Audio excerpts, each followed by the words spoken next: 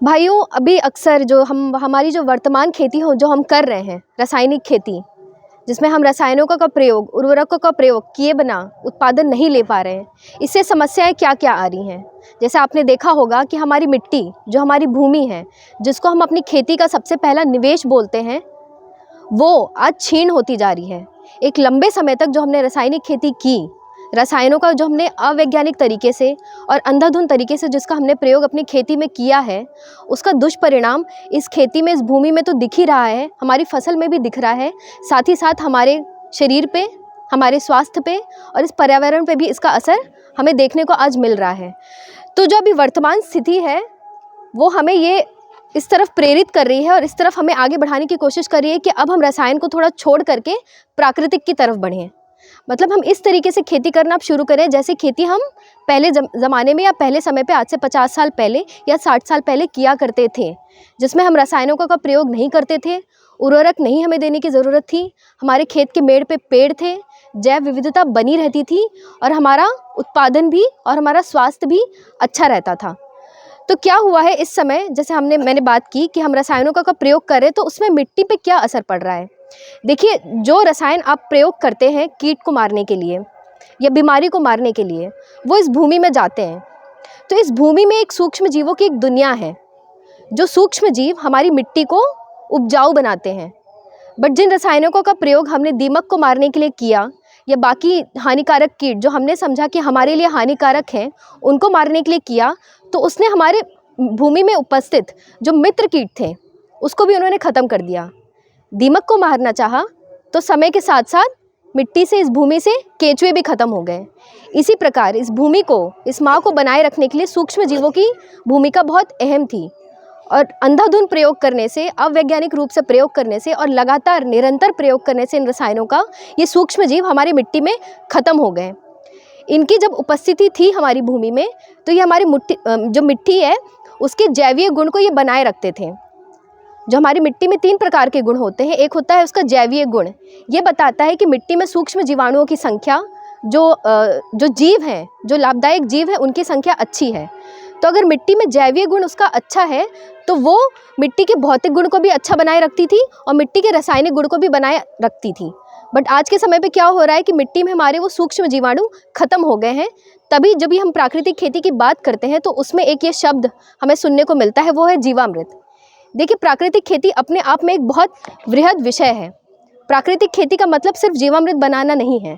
प्राकृतिक खेती का मतलब ये है कि आप खेती इस प्रकार से करें, मतलब अपनी मिट्टी को समझते हुए खेती करें। आपकी ये भूमि क्या मांग कर रही है, उसे कितना, उसके अंदर कितना ह्यूमस है, उसके आसपास की जैव विविधता कितनी है, उस मिट्टी में किस प्रकार की फसल उग पाएगी, ये जानते समझते हुए जब आप खेती कर रहे हैं तो वो है प्राकृतिक खेती। अब प्राकृतिक खेती में एक छोटा सा हिस्सा है जीवामृत। अब जीवामृत होता क्या है? जैसे कि मैंने बात की सूक्ष्म जीवाणु की, तो जाने अनजाने रसायनों का प्रयोग लंबे समय तक करने की वजह से वो सूक्ष्म जीव हमारे आज मिट्टी से ख़त्म हो गए या उनकी संख्या कम हो गई है। तो उनको वापस से अपनी मिट्टी में ला करके पुनर्स्थापित तो करना है ना, ताकि वो आ करके अपना काम जो सुचारू रूप से स्वतः करते थे वो प्राकृतिक तरीके से वो करना शुरू कर दें। क्योंकि जो भी आप खाद मिट्टी में मिलाते हैं वो तो फसल का भोजन है नहीं, उसको ये सूक्ष्म जीवाणु इस रूप में परिवर्तित करते हैं कि फसल की जड़ें उसको ले पाएँ, उसको वो ह्यूमस में तब्दील करते हैं। बट जब जीवाणु ही नहीं है और आज के समय पे किसान खाद भी नहीं देता है, उर्वरक ही देता है, फसल अवशेष मिट्टी में नहीं मिलाता है, तो ना तो फूड मटेरियल है, ना इस फूड मटेरियल को परिवर्तित करने के लिए सूक्ष्म जीवाणु वहाँ पे उपस्थित हैं। तो ये जीवामृत का निर्माण हम इसीलिए कर रहे हैं कि जो सूक्ष्म जीव आपकी मिट्टी में, आपकी खेत की भूमि में उनकी संख्या कम हो गई है, उसको हम ऐसी जगह से ला करके इसका निर्माण करें, इसका संवर्धन करें जहाँ पे इनकी संख्या सबसे ज़्यादा है। तो ये सूक्ष्म जीवाणु हमें सबसे ज़्यादा संख्या में कहाँ मिलेंगे? ये हमें मिलेंगे ऐसी जगह पे जहाँ पे हमारी और आपकी दखलंदाजी कम है, जहाँ पे हम इंसानों की दखलंदाजी कम है, और वो जगह सिर्फ एक ही है, वो है जंगल। क्योंकि आपने देखा होगा आसपास कई, आप देखने जैसे उत्तराखंड के जंगल है या एमपी के जंगल है, तो वो बहुत घने जंगल हैं। वहीं पे कई प्रकार के पेड़ हैं, वनस्पतियां हैं जो वहीं पे गिरती हैं, उसके फूल, पत्ती, टहनियाँ सब वहीं पे गिरती हैं, सब वहीं सड़ती हैं, पानी का जमाव वहीं होता है। और वहाँ की मिट्टी आप देखेंगे तो उस मिट्टी में इसके तीनों गुण, जो हम जैवीय गुण की बात करते हैं, उसके भौतिक गुण और उसके रासायनिक गुण की जो हम बात करते हैं, वहाँ पे वो बहुत अच्छी है। वहाँ पे ह्यूमस की मात्रा 1% से ज़्यादा है।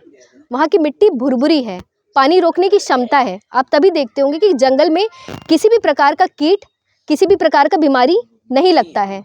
आप वहाँ पे ना तो आप पानी लगाने जाते हैं, कोई क्या जंगल में पानी लगाने जाता है? किसी भी प्रकार की उर्वरक की ज़रूरत पड़ती है वहाँ पे, या फिर कोई कीटनाशी की ज़रूरत पड़ती है? कुछ नहीं, क्योंकि वहाँ की प्रकृति, वहाँ की जैव विविधता इतनी संपन्न है कि वो एक दूसरे पे नियंत्रण बनाए रखी हुई है। इसलिए वहाँ पे किसी भी तरीके के कीट आपको देखने को नहीं मिलेंगे। तो क्या है, वहाँ की मिट्टी बहुत संपन्न है, बहुत समृद्ध है। तो उस मिट्टी में ये जो सूक्ष्म जीवाणु हैं, उनकी संख्या, उनकी जो प्रजाति है, वो बहुत ज़्यादा अच्छी मात्रा में उपस्थित है। तो बस हमें वहाँ से उस जंगल की मिट्टी लेकर के आनी है, क्योंकि हमें इन सूक्ष्म जीवाणुओं का संवर्धन कराना है, मल्टीप्लिकेशन, इनकी संख्या को हमें बढ़ाना है।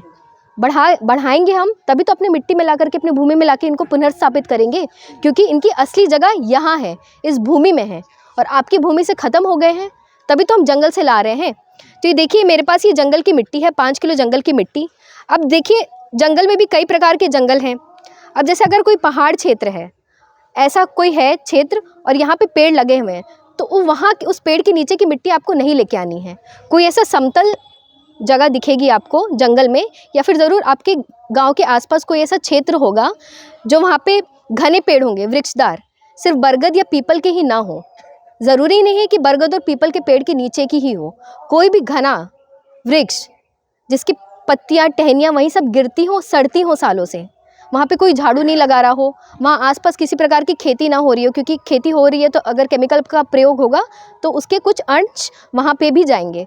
तो आपको ऐसी जगह का चुनाव करना है जहाँ पे बायोमास, जो कार्बनिक पदार्थ कई समय से वहीं गिर रहा है, सड़ रहा है, गल रहा है, वहाँ से आपको थोड़ा सा बायोमास, पत्ती वगैरह हटाएंगे आप, तो वहाँ की जब मिट्टी आप उठा के देखेंगे तो उस मिट्टी में एक रंग दिखेगा आपको, एक भुरभुरापन दिखेगा, मतलब उसमें पानी रोकने की क्षमता है। तो वहाँ से बस आप 5 किलो मिट्टी ले आइए। अगर है कोई आपके आसपास ऐसा जंगल तो वहाँ से आप ले आइए, और अगर नहीं है तो ये हमारे जीवामृत का एक कल्चर हम यहाँ पे ड्रम बना करके तैयार रखते हैं। ये कल्चर भी आप हमारे यहाँ से 20 लीटर लेके जा सकते हैं। चाहे तो आप इसका प्रयोग करें, चाहे तो आप इसका प्रयोग करें, ठीक है। तो मैं भी आपको ये जंगल की मिट्टी का प्रयोग करके जीवामृत बनाना बता रही हूँ। तो पहले दिन आपने 200 लीटर का एक ड्रम खरीदा। ड्रम मिल जाता है आजकल आराम से, 1000-1200 का ड्रम मिल जाएगा आपको। 200 लीटर का ड्रम खरीदें आप। इस ड्रम में पानी भरा हुआ है, थोड़ा ऊपर तक पानी भर लें आप, पूरा ना भरे, इतना तक पानी भर लें आप, और ये 5 किलो जंगल की मिट्टी आप इसमें डाल दें। अब भाइयों, आपने जो इसमें मिट्टी डाली है, इसमें सूक्ष्म जीव हैं, जीवाणु है ना, जीवाणुओं का हम संवर्धन कर रहे हैं, मल्टीप्लिकेशन करा रहे हैं। तो अब इनको इतने से बड़े ड्रम में इनका संवर्धन करना है, इनकी संख्या बढ़ानी है, तो इनको भोजन की भी आवश्यकता ज़रूर होगी, ठीक है। तो भोजन के रूप में आप इनको 5 किलो गुड़,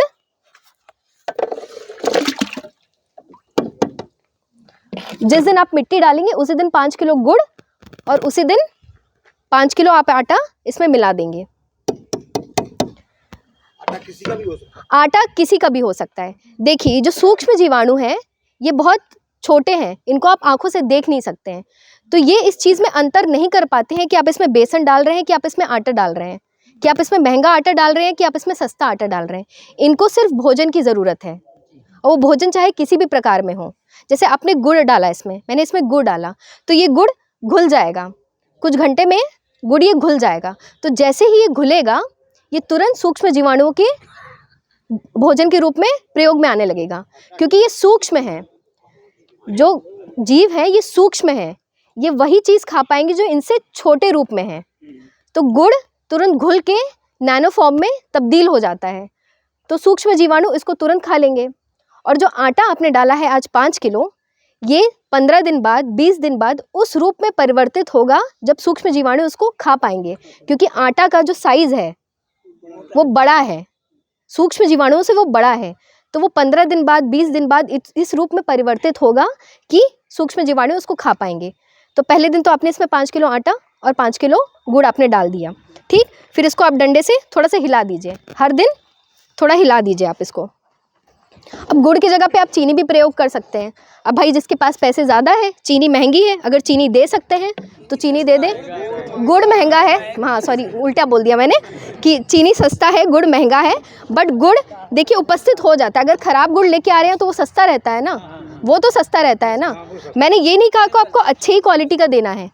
ये जो तरीका मैं जीवामृत का आपको बता रही हूँ, ये कम खर्च में बनने वाला है और इसमें आपको ज़्यादा कुछ करना नहीं है। जैसे अभी आप जीवामृत पढ़ते हैं, जैसे कई बुक्स में लिखा होता है कि जीवामृत में आटा चाहिए, गुड़ चाहिए, गोबर चाहिए, गौमूत्र चाहिए। जीवामृत बनाने के लिए गोबर और गौमूत्र की बात होती है। आप खुद ही सोचिए कि कई सारे ऐसे किसान हैं जिनके पास गाय नहीं है या भैंस नहीं है, तो वो गोबर और गौमूत्र लाए कहाँ से? जिनके पास है वो प्रयोग कर सकते हैं, बट मैक्सिमम किसान तो ऐसे हैं ना कि जिनके पास गोबर और गौमूत्र नहीं है। तो जो विधि मैं बता रही हूँ वो सबसे सरल है, सबसे आसान है और किसान इसका प्रयोग कर मतलब इसको बना सकते हैं। तो ठीक, आपने इसमें आटा गुड़ डाल दिया। अब ये इनका संवर्धन होगा, ये बढ़ेंगे, इनकी संख्या बढ़ेगी, धीरे धीरे बढ़ेगी। इस ड्रम में पूरा बनना है इनको।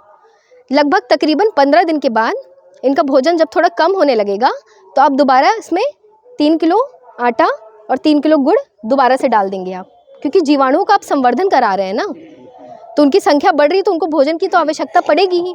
15 दिन बाद आपने दिया, फिर तकरीबन 10 दिन बाद 2 किलो आटा और 2 किलो गुड़ आपको फिर से दे देना है इसमें, क्योंकि संख्या बढ़ रही है तो संख्या के हिसाब से आपको भोजन बढ़ा देना है। हर दिन थोड़ा थोड़ा आप इसको चला देंगे ताकि वायु का संचार होता रहे। ठीक, तकरीबन 1 महीने बाद आप इस जो जीवामृत का ड्रम आप जब तैयार करेंगे तो एक काली सी परत आपको बनी हुई दिखाई देगी। वो काली परत वो जीवाणु है जो हानिकारक है। जैसे मिट्टी में मैंने कहा कि सूक्ष्म जीव हैं, 2 प्रकार के सूक्ष्म जीव उपस्थित होते हैं, एक तो है जो लाभदायक है और एक हानिकारक है। दोनों प्रकार के जीव हैं उसमें। तो जो हानिकारक है अगर वो आपकी फसल पे जाएंगे तो रोग फैलाएंगे, तो वो काली सी एक परत जम करके ऊपर ही आ जाते हैं, सतह पे आ जाते हैं। बस उसको आप छन्नी से छानिए और उसको निकाल के फेंक दीजिए। और जो 10 दिन की प्रक्रिया आप 2 किलो आटा और 2 किलो गुड़ डालने की कर रहे थे, वो हर 10वें दिन तक अपनाते रहें। ये प्रक्रिया आपको 2.5 से 3 महीने तक करनी है, क्योंकि आप खुद ही सोचिए, थोड़ा सा दिमाग लगाइए कि ये 200 लीटर का ड्रम है, आपने सिर्फ 5 किलो मिट्टी लाई, और अगर अच्छे जंगल की मिट्टी लाए हैं तो उसमें जीवाणु की संख्या अच्छी है। मान लीजिए थोड़ी जीवाणु कम है उसमें, और आपने उस मिट्टी को ला करके आपने इस ड्रम में डाल दिया। अब इसका आप संवर्धन करा रहे हैं तो आप इसको समय तो देंगे ना, भोजन भी देंगे, समय भी देंगे आप। 72 घंटे में या 3 दिन में तो ये बन करके पूरे ड्रम में तो तैयार नहीं हो पाएगा, तो उसको समय भी देना है। जैसे दही जमाने की बात होती है, तो दूध लेकर के आए, जितना दूध है उतने ही हिसाब से तो आप जामन डालेंगे ना, और फिर समय भी देंगे, मतलब 7-8 घंटे का समय तो देंगे ना आप कि वो जमे दही, फिर आप उसका प्रयोग कर पाएँ। तो इसी प्रकार से जामन आपने डाल दिया है, इसको समय भी दीजिए कि ताकि ये बने। तो तकरीबन 2.5 से 3 महीने का वक्त लगता है इस जीवामृत को बन करके तैयार होने में। ठीक, अब 2.5-3 महीने तक आपने वो प्रक्रिया पूरी की कि 10 दिन बाद 2 किलो आटा और 2 किलो गुड़, 2 किलो आटा और 2 किलो गुड़, 2.5 महीने तक, 3 महीने तक की आपने। अब बन करके तैयार हो गया। जब बन करके तैयार हो गया तो इसकी पहचान आप करेंगे कैसे? पहचान भी तो होनी चाहिए ना कि आपका बन के तैयार हो गया है। तो इसकी सबसे पहली पहचान है कि इसका रंग। अब 2.5-3 महीने बाद देखेंगे कि इस जीवामृत के ड्रम में एक मटमैला सा रंग आ जाएगा, मटमैला रंग आ जाएगा। दूसरा है कि जब आप इसको मग्गे से थोड़ा ऐसे देखेंगे तो एक गाढ़ापन भी आ जाएगा इस ड्रम में। और दूसरा है इसका गंध। जब दही बहुत ज़्यादा सड़ जाती है तो एक गंध आती है ना, तीक्ष्ण गंध, वो गंध आएगी। तो वो गंध आएगी तो ये पता चलेगा कि इसमें जीवाणु की संख्या अच्छी मात्रा में हो गई है। इस ड्रम में जब आप हाथ डाल के निकालेंगे तो आपको एक चिकनाहट सी महसूस होगी, चिकनाहट सी महसूस होगी। आपने हाथ धुला, साबुन से हाथ धुला, वो महक नहीं गई, फिर से आपने हाथ धुला, फिर भी वो महक नहीं गई। 2-3 बार हाथ धुलने के बावजूद अगर कुछ महक रह जाए तो समझ जाइए जीवाणुओं की संख्या इसमें पर्याप्त हो गई है। जो संख्या 10⁹ हम कहते हैं कि इतनी संख्या हो गई, वो हो गई होती है। अगर ये चीज़ें हो गई कि महक आने लग गया, एक सुगंध इसकी आती है, एक कलर है, इसका गाढ़ापन है और हाथ से वो महक ना जाना, चिकनाहट महसूस होना, तो ये ड्रम आपका बन करके तैयार हो गया है। अब ड्रम बन करके तैयार हो गया है, अब आपको इसको खेत में प्रयोग करना है। बना लिया है आपने तो प्रयोग भी तो करना होगा ना। किस प्रकार प्रयोग करेंगे? देखिए, जो 200 लीटर का ड्रम आपने बना करके तैयार किया है, ये 10 एकड़ भूमि के लिए पर्याप्त है। कोई किसान अगर 10 एकड़ वाला है तो वो एक ड्रम बना करके उसके लिए वो सफिशिएंट है, पर्याप्त है कि वो एक ड्रम से उसका काम चल जाएगा। बट वही कोई किसान 1 एकड़ वाला है, मैं 1 एकड़ की बात कर रही हूँ, अभी कम की बात कर रही हूँ कि जैसे मान लीजिए 1 एकड़ का कोई किसान है तो वो खेत में किस प्रकार से इसका प्रयोग करे। प्रयोग की विधि अब मैं बता रही हूँ। 2 तरीके से आप जीवामृत का अपने खेत में प्रयोग कर सकते हैं। एक तो है कि अगर आपको उसको तरल रूप में ही प्रयोग करना है, मतलब लिक्विड फॉर्म में इसका प्रयोग करना है, तो आप किस प्रकार प्रयोग करेंगे, और दूसरा इसको आप घन में कैसे परिवर्तित करेंगे और उसका प्रयोग किस प्रकार करेंगे। तो अगर जैसे बारिश के समय पे क्या होता है, आपको इसका प्रयोग तब करना है जब आप खेत की तैयारी कर रहे हैं। फसल बुआई से अगर जितना जल्दी आप इसको बना लें और जितना जल्दी आप इसको खेत में स्थापित कर दें उतना बढ़िया है। कल आप फसल बोने जा रहे हैं और आज जीवामृत को आप डालते हैं तो उसको समय लगेगा ह्यूमस बनाने में। वही अगर आपके पास समय है 2-3 महीने पहले का, 2-3 महीने पहले आपने बना लिया और बुवाई में भी 2-3 महीने हैं, तो जीवामृत अपने खेत में डाल देंगे तो ये अपना काम वहाँ पे सुचारू रूप से करना शुरू कर देगा। तो अगर आपको लिक्विड फॉर्म में इसका प्रयोग करना है तो जब बारिश के समय पे क्या होता है कि आपके खेत में 2-3 इंच पानी भर जाता है कि नहीं, भर जाता है ना। तो बस आप क्या करें, अगर 1 एकड़ का किसान है तो जैसा बता रही हूँ उस हिसाब से लोग अपना, जैसे 1 एकड़ का है तो 20 लीटर, 2 एकड़ का है तो डबल कर लीजिए, उसका आधा कर लीजिए। तो 1 एकड़ का किसान मात्र इस 200 लीटर के ड्रम में से 20 लीटर जीवामृत निकाले, एक बाल्टी में रखे, 20 लीटर निकाले, बस 20 लीटर, ठीक, एक बाल्टी में रखे और अपने खेत में जाए, खेत में पानी भरा हुआ है और जगह जगह जाके उसको बस छिड़क आए, ठीक है, जगह जगह कहीं पे भी ऐसे जाके, हाँ, मग्गे से खेत में डाल आए आप। क्या होगा, जो जीवामृत आपने खेत यहाँ पे बनाया है वो पानी के माध्यम से आपके खेत में फैल जाएंगे पूरा और वो मिट्टी में मिल जाएंगे। ये तो हुआ कि तब जब आप बारिश में प्रयोग करें, मतलब जब आपके खेत में थोड़ा पानी भरा हुआ है। और अगर आपको इसको घन के रूप में प्रयोग करना है, जो बात आती है घन जीवामृत क्या है, ये जो लिक्विड फॉर्म है इसको आपने सॉलिड फॉर्म में परिवर्तित कर दिया। सॉलिड फॉर्म में कैसे प्रयोग करेंगे आप इसका, 100 किलो मतलब 1 कुंटल गोबर की सड़ी हुई खाद, सूखी सड़ी हुई खाद लें आप, उसको कहीं बिछा लें और वही 20 लीटर, 1 एकड़ का किसान 20 लीटर निकाले और वो 100 किलो या 1 कुंटल गोबर की सड़ी हुई खाद में मिला दें और जुताई से ठीक पहले खेत में फैला दें। खेत में नमी होनी चाहिए क्योंकि ये जीवाणु बिना नमी के काम अपना करेंगे ही नहीं, ये मर जाएंगे। अगर भूमि सूखी है और तब आप इसको स्थापित कर रहे हैं तो ये वहाँ पे ज़िंदा नहीं रहेंगे, ये कुछ समय के बाद मर जाएंगे। तो आपके खेत में नमी होनी चाहिए, बस उस खाद के साथ आपने मिलाया और जुताई से ठीक पहले आपने छिड़काव कर दिया, अपने खेत में बिखेर दिया और पीछे से आपने जुताई कर दी और जिस हिसाब से आप बुवाई करते हैं उस हिसाब से खेत की बुवाई कर दें। ये तो हो गया प्रयोग। अब इसके फ़ायदे क्या हैं, ये जीवामृत करता क्या है आपकी भूमि में जाके। जो एक बात आती है ह्यूमस बनाने की, मतलब फसलों का भोजन बनाने की, ये क्या करता है कि आपने अपने खेत में इसको स्थापित कर दिया तो आप पीछे से खाद दे रहे हैं, चाहे गोबर की खाद दे रहे हैं आप, किसी भी की खाद दे रहे हैं आप, तो खाद तो भोजन है नहीं फसल का। ये जीवाणु उस खाद को उस रूप में परिवर्तित करते हैं कि आपकी फसल ले पाए। तो जो वो रूप परिवर्तित होता है वो आपकी भूमि की उर्वरा शक्ति को बढ़ाता है, वो आपकी मिट्टी के जैवीय गुण को, भौतिक गुण को और रासायनिक गुण को ठीक करता है। आपकी मिट्टी में पानी रोकने की क्षमता बढ़ जाती है, आपकी मिट्टी में एक रंग आ जाता है। आपकी मिट्टी में अगर कोई बीमारी है तो उस बीमारी को ये कंट्रोल कर लेता है। क्यों? क्योंकि इसमें जो जीवाणु हैं, लाभदायक जीवाणु हैं, वो मिट्टी में जो हानिकारक जीवाणु हैं उन पे ये एक नियंत्रण बनाए रखती है। क्योंकि आज के समय पे जैसे बीमारियां हो रही हैं आपके खेत में, फसल में बीमारियां आ रही हैं या कीट लग रहे हैं, तो क्या जब आप पहले खेती करते थे तो कीट नहीं लगते थे? तब भी तो कीट लगते थे ना, बट उन पे एक नियंत्रण बना था। जो लाभदायक और सूक्ष्म जीवाणुओं की जो संख्या है वो एक दूसरे पे नियंत्रण बनाए रखते थे। बट आज के समय पे क्या हुआ है, लाभदायक सूक्ष्म जीव हमारी मिट्टी से ख़त्म हो गए हैं, तो जो हानिकारक जीव हैं वो अपना आतंक मचाए हुए हैं, इसीलिए आपके खेत में कीट लग रहा है, इसीलिए बीमारी लग रहा है। तो ये आपकी भूमि के जो वो तीनों गुण हैं उसको ठीक करेगा। मिट्टी में समय के साथ साथ ह्यूमस की मात्रा बढ़ेगी। और जैसे कि आपने सुना है, आप अपने खेत में जैसे उर्वरक डालते हैं तो NPK, नाइट्रोजन, फॉस्फोरस और पोटाशियम का प्रयोग आप अपने खेत में करते हैं। नाइट्रोजन का गुण क्या है, जो आप यूरिया देते हैं या तो वो फसल के प्रयोग में आ जाती है, जैसे जितना भी यूरिया आपने अपने खेत में डाला पूरा का पूरा तो फसल उसका प्रयोग कर नहीं पाती है, कुछ प्रयोग करती है, कुछ पानी के साथ नीचे चला जाता है और कुछ उड़ जाता है। यूरिया का तो ये गुण है। फॉस्फोरस का क्या है, जो आप डीएपी अपने खेत में डालते हैं, वो डीएपी क्या है, जितना भी आपने डाला है मात्र उसका 25 से 30% फसल उसको ले पाती है, उस डीएपी को, उस फॉस्फोरस को। और जो बचा कुचा है वो उस मिट्टी में उसी रूप में पड़ा रहता है।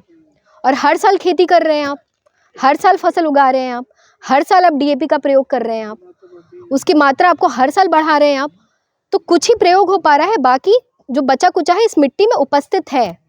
तो ये जीवाणु क्या करते हैं, उस जो फॉस्फोरस आपकी मिट्टी में उपस्थित है उसको ये घुलनशील बना देता है।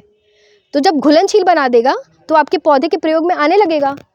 तो जब आपने जीवामृत का प्रयोग शुरू किया, जैसे मान लीजिए आप कोई ऐसी फसल ले रहे हैं जिसमें आपको उर्वरक देने की ज़रूरत कम पड़ती है, जैसे चना, मटर, मसूर, जिनमें उर्वरक कम देना पड़ता है, तो ऐसी फसल में आपको यूरिया देने की भी ज़रूरत नहीं है। जब आप जीवामृत का अगर प्रयोग शुरू करेंगे तो आपको यूरिया देने की भी ज़रूरत नहीं है, डीएपी देने की भी ज़रूरत नहीं है।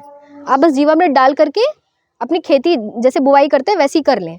बट वही अगर कोई किसान धान, गेहूँ और ये क्या बोलते हैं, शुगर केन, जो गन्ना, मतलब ऐसी क्रॉप करता है, ऐसी फसल करता है जिसको उर्वरक की ज़्यादा ज़रूरत पड़ती है, ज़्यादा मांग होती है उसकी, तो वो किसान यूरिया का जिस प्रकार से प्रयोग करता है उसी प्रकार से प्रयोग करें। इस बात को आप ध्यान से सुनें। जो किसान धान, गेहूँ या फिर गन्ना बोता है या आलू बोता है जिसमें ज़्यादा उर्वरक की ज़रूरत पड़ती है, ज़्यादा न्यूट्रिशन की ज़रूरत पड़ती है, वो यूरिया उसी प्रकार यूज़ करेगा जिस प्रकार से वो प्रयोग करता है अपने खेत में। बस डीएपी देना छोड़ देगा, क्योंकि आपने एक तरह से नेचुरल, प्राकृतिक डीएपी अपने खेत में डाल दी है। ये जीवाणु क्या करेंगे, फॉस्फोरस को घुलनशील बना देंगे और आपके वो पौधे के उपयोग में आने लगेगी। ठीक, तो पहले साल जो अगर यूरिया देते हैं आप तो उसी प्रकार दें, डीएपी आपको देने की ज़रूरत नहीं है। अब आप लोग पूछेंगे कि इसका प्रयोग कितनी बार करना है खेत में। आपने पढ़ा होगा या सुना भी होगा कि हर पानी के साथ इसको देना होता है। कोरोना आया था, कोरोना की वैक्सीन, कोविड की वैक्सीन एक ही बार लगी ना सबको, तो ये एक तरीके का वैक्सीन है। इसको सिर्फ एक ही बार आपको अपने खेत में स्थापित करना है। इस जीवाणु को आपने एक बार डाल दिया अपने खेत में, ठीक, जैसे 2 बार आप खरीफ में और रबी में बुवाई करते हैं, एक बार खरीफ में डाल दें, एक बार आप रबी में डाल दें। ठीक, आपने इसको डाल दिया। अब बस आपको कोशिश करना है कि ये जीवाणु मरे नहीं, ये अपना काम वहाँ पे सुचारू रूप से करते रहें, क्योंकि ये प्राकृतिक जीव हैं। आपको इनको भोजन देना है, आपको वहाँ की प्राकृतिक व्यवस्था बनाए रखनी है ताकि ये वहाँ पे हमेशा से उपस्थित रहें, आपके खेत से ये जाए नहीं। तो आपको तब क्या करना है, आपने स्थापित कर दिया, फिर अपने खेत की मेड़ बनाएं आप, और मेड़ पे आप पेड़ लगाएं। पेड़ क्या करता है कि आपने जब पेड़ लगाया तो पेड़ जब बढ़ता है तो उसकी छाँव में, जैसे गर्मी में आपने कटाई कर दी, जब आपकी गेहूँ हट गई, कटाई कर दी आपने, तो आपकी खेत पूरी खाली है। ठीक, टेम्परेचर बढ़ता है, तापमान बढ़ता है, 40 डिग्री के पार जाता है, और 40 डिग्री के पार ये टेम्परेचर से ये जीवाणु नष्ट होने लगते हैं, इनकी संख्या कम होने लगती है। तो अगर आपके खेत के चारों तरफ पेड़ होंगे तो पेड़ की छाँव में ये जीवाणु जाके अपना बसेरा कर लेंगे, और जब बारिश होगी, जब ज़मीन ठंडी होगी तो आपके खेत में ये फैल जाएंगे। तो आपको वही प्रक्रिया रसायन की बार बार नहीं करनी है कि आप हर साल रसायन डालते थे। प्राकृतिक है तो प्राकृतिक का उपचार एक ही बार है कि एक बार आपने इसको अपने खेत में पुनर्स्थापित कर दिया। बस अब आपको कोशिश करना है कि ये आपके खेत में हमेशा बने रहें। ये आपको प्रयास करना है, ना कि ये प्रयास करना है कि अब हर पानी में इसको दें। हर पानी के साथ नहीं देना है, क्योंकि जो जीवाणु, जैसे मैंने जंगल की मिट्टी की बात की, ये जीवाणु आप जंगल से लेके आए हैं, ये जीवाणु आप मिट्टी से लेके आए हैं। तो इनका काम कहाँ पे है, इस मिट्टी में है, ना कि फसल के ऊपर। जैसे अक्सर आप लोग सुनते हैं कि जीवामृत का छिड़काव फसल पे कर दें, इसका कुछ भी असर फसल के ऊपर नहीं है। ये अपना काम मिट्टी में करेगी, क्योंकि ये मिट्टी के जीव हैं। ये मिट्टी के रूप को ठीक करेगी, मिट्टी की जो प्राकृतिक व्यवस्था है उसको ये ठीक करेगी, मिट्टी के गुणों को ये ठीक करेगी, ना कि फसल को। तो इसका प्रयोग एक बार करना है। जैसे आपकी भूमि में अगर ह्यूमस की मात्रा बहुत कम है, आज जब आप मिट्टी की जांच कराते हैं तो 0.3 या 0.4 आती है, तो ऐसा किसान एक बार खरीफ में प्रयोग कर ले, भूमि में मिला दे, और एक बार रबी में इसका प्रयोग कर दे। यूरिया जिस प्रकार से देता है दे, डीएपी देने की उसको ज़रूरत नहीं है। समय के साथ साथ, प्राकृतिक है, होम्योपैथिक दवाई है, ये समय लगेगा, थोड़ी पेशेंस लगेगा, मतलब आपको थोड़ा समय देना पड़ेगा कि समय देंगे आप, प्राकृतिक व्यवस्था ठीक करेंगे आप, भूमि जिस प्रकार से फसल की मांग करती है उस प्रकार की फसल लगाएंगे आप। अगर आपकी भूमि में गेहूँ या फिर धान नहीं होता है तो वो नहीं उगाएंगे आप, क्योंकि आप उस पर प्रेशर डाल रहे हैं। कोई भी चीज़ जो आपको प्राकृतिक रूप से मिलती थी, आपने उसको प्रेशर डाल करके ज़बरदस्ती से उसमें उसका पानी छीना या ज़बरदस्ती से उसमें से न्यूट्रिशन, उसके उर्वरक, जो उर्वरा क्षमता है उसकी खींच ली ज़बरदस्ती। तो पहले तो आपको जानना होगा कि आपकी मिट्टी को किस प्रकार की फसल वो मांगती है, उस प्रकार का फसल दें आप, उस प्रकार के उसमें बीज लगाएं आप। आसपास की जैव विविधता बनाए रखें आप। ये जो टेक्निक है जीवामृत बनाने की, इसको आप इसी तरीके से सीखें। जैसे कई लोगों को कन्फ्यूजन होता है, जैसे आटे की बात हुई, तो आटा भी खुद ही अपना खुद की समझ लगाएं आप। खेती, आप अपने खेत के सबसे बड़े किसान हैं, आपसे बेहतर खेती करना कोई और नहीं जानता है, क्योंकि आप उस खेत में 24 घंटा उपस्थित होते हैं, या फिर आपको उस अपने खेती के बारे में A to Z सब कुछ पता है। तो अपनी समझ के साथ खेती करिए। जो बना रहे हैं आप ड्रम, ये ड्रम आपने बना करके तैयार किए, जैसे आपने इसका प्रयोग किया, अब थोड़ी मात्रा आप इसमें बचा लें ताकि इसको फिर से आप इसका संवर्धन करें, पूरा ख़त्म ना कर दें। बनाएं आप, कुछ 10-20 लीटर नीचे छोड़ दें, फिर से पानी डाल दें आप, फिर से इसमें 2 किलो आटा, 2 किलो गुड़ डाल के हर 10वें दिन पे इसका संवर्धन करें। खुद भी बनाएं, बाकी किसानों को भी प्रेरित करें, क्योंकि अभी तो आप बहुत कम लोग आए हैं, बहुत कम किसान आए हैं, बट आपके क्षेत्र में और भी कई सारे किसान होंगे जिनको तो ये प्रशिक्षण का मौका नहीं मिला है, बट उनको भी खुद भी सीखें। प्राकृतिक चीज़ है और इसकी मांग आज भी, जैसे प्रधानमंत्री मोदी जी हमारे प्राकृतिक की तरफ किसानों का आह्वान कर रहे हैं कि वो प्राकृतिक खेती की तरफ बढ़ें, क्योंकि अभी जो समय है हमारा, हम प्राकृतिक की तरफ बढ़ सकते हैं, हम एक यू टर्न ले सकते हैं। जो गलतियां हम कर रहे हैं उस गलतियों से सीख के हम अच्छे की तरफ बढ़ सकते हैं, बट आने वाला समय और ख़राब होगा। मिट्टी इतनी ख़राब हो जाएगी, भूमि इतनी ख़राब हो जाएगी, आसपास का वातावरण और जैव विविधता इतनी हमने नष्ट कर दी होगी कि अगर हम पीछे मुड़ के जाना भी चाहें और ठीक करना भी चाहें तो हम ठीक नहीं कर पाए। तो आप सभी से मेरा अनुरोध है कि जीवामृत अपने खेत में बनाएं, इसका प्रयोग करें, लंबे समय तक इसका रिज़ल्ट आपको एक समय के बाद देखने को मिलेगा। मिट्टी आपकी जैसे ही ठीक हो जाएगी, आपकी मिट्टी में कीट नहीं लगेंगे, बीमारियां नहीं लगेंगी, और जिस हिसाब से आपकी फसल होती है उसी हिसाब से होगी। बहुत बहुत धन्यवाद।